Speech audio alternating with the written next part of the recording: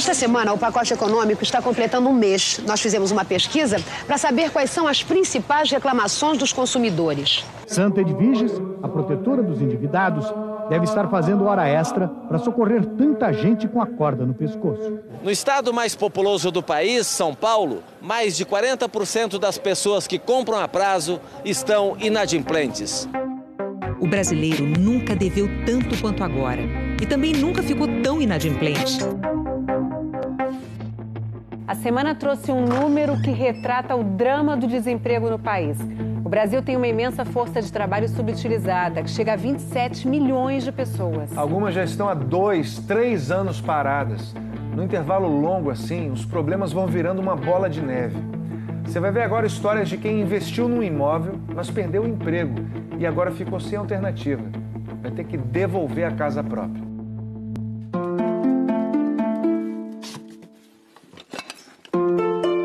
O brinquedo, o fogão, tudo que faz parte de um lar. E agora, encaixotado. Esta é a história das coisas.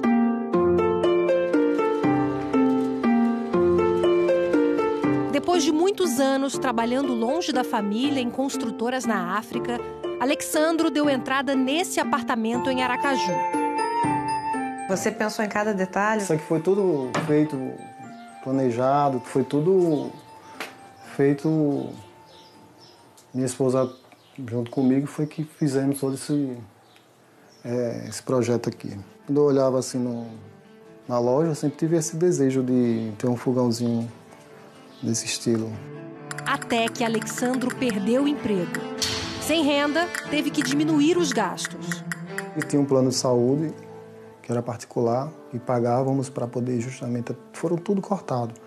Meu outro menino também estudava em escola particular, também tive que tirar, porque não estava dando para pagar.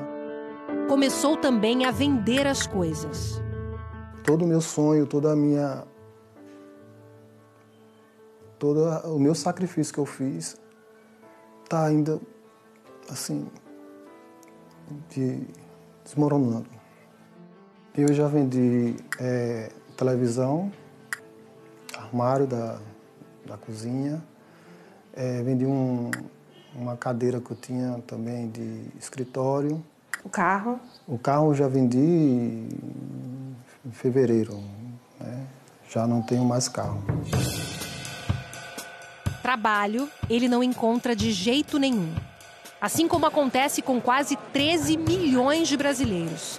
Desses, mais de 3 milhões estão nessa fila do desemprego há 2 anos ou mais.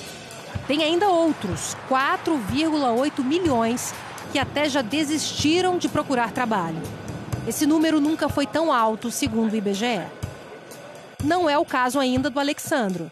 Mas o tempo está passando e agora ele decidiu vender seu bem mais valioso, a própria casa. No seu contrato são 3 meses sem pagar, passa para o banco. O banco toma. Seu medo é perder o apartamento para o banco? Sim. A casa foi se esvaziando e parte da família também foi embora. Minha esposa e meu filho, o mais novo, está na Bahia já com minha sogra. No mês passado, ele acreditava ter encontrado um comprador para a casa, mas o interessado desistiu na última hora. Agora, o Alexandro não tem dinheiro para trazer mulher e filho de volta. Meu filho, logo assim que chegou, uma das coisas que ele falou que me tocou muito foi dizer: "Paiinho, venha me salvar e salvar a minha mãe." E principalmente uma criança que é autista, ele passa por essa emoção. E com os olhos cheios de lágrimas, falou isso para mim. Ele disse: "Pai, eu não quero que venda a casa."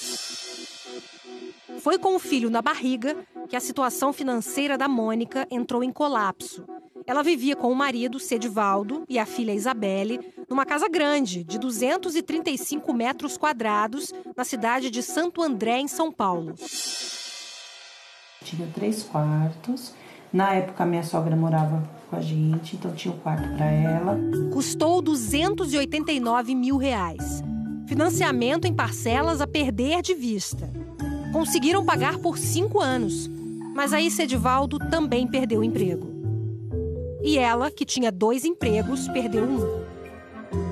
Está entre os 6,5 milhões de brasileiros que trabalham menos horas do que gostariam. Aí fomos tentando, vai daqui, empresta dali, pega de lá e vai pagando. Até que chegou uma situação que canalizou, afunilou. E assim entraram para a lista de pessoas que não conseguem pagar pelas coisas que compram. Em julho passado, 61 milhões e 600 mil pessoas estavam com o nome sujo no Serasa. 200 mil pessoas a menos que em junho, quando esse número atingiu o recorde. Depois de 3 meses sem pagar as parcelas do financiamento, o imóvel da Mônica e do Sedivaldo foi retomado pela Caixa Econômica e vendido.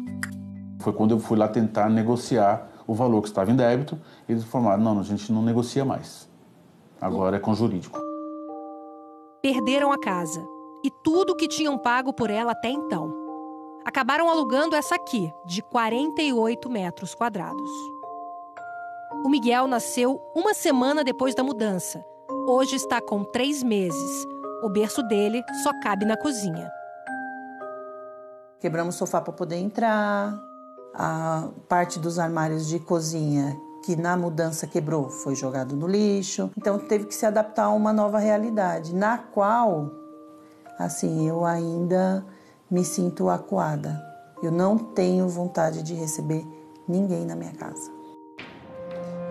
A Caixa Econômica é responsável por cerca de 70% dos financiamentos imobiliários no Brasil.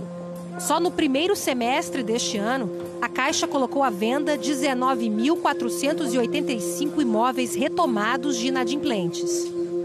No primeiro semestre de 2017, esse número foi de 14.598, quase 3 mil a mais que no mesmo período de 2016.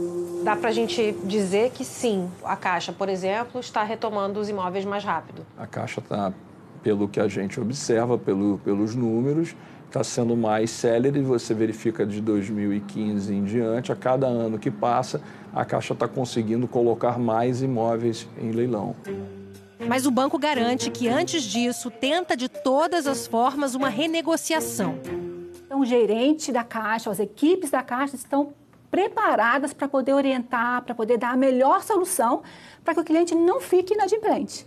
A Caixa segue exatamente, estritamente aquilo que está na lei, que é o que rege, no caso dos nossos financiamentos habitacionais, e aquilo que foi pactuado com o cliente quando da assinatura do seu contrato. Então, isso não mudou, isso não vai mudar. E 122.596... Tristeza para uns, oportunidade para outros.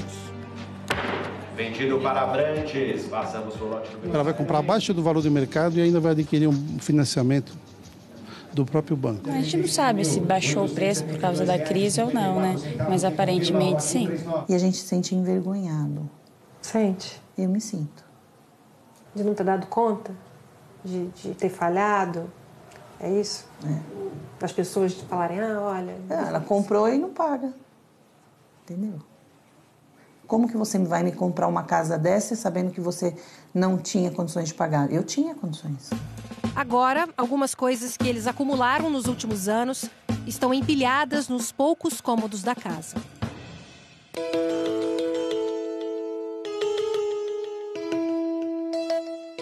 Vender, amontoar num canto ou ter que deixar num depósito, num guarda-móveis como esse aqui. Quando uma nova realidade se impõe, o que antes era tão importante dentro de casa tem que deixar de ser. E não é fácil fazer uma vida inteira caber dentro de um outro espaço. Aperta daqui, aperta dali, vai encaixotando, mas a gente sabe que não são as coisas que estão indo embora, mas o que elas significam, a história por trás de cada objeto. O apartamento de Alexandro está cada vez mais vazio. E os boletos do financiamento continuam chegando. É como se sua vida girasse em torno daquele boleto ali. Sim, desse boleto. E paga um e já está devendo o outro mês o outro. É uma guerra toda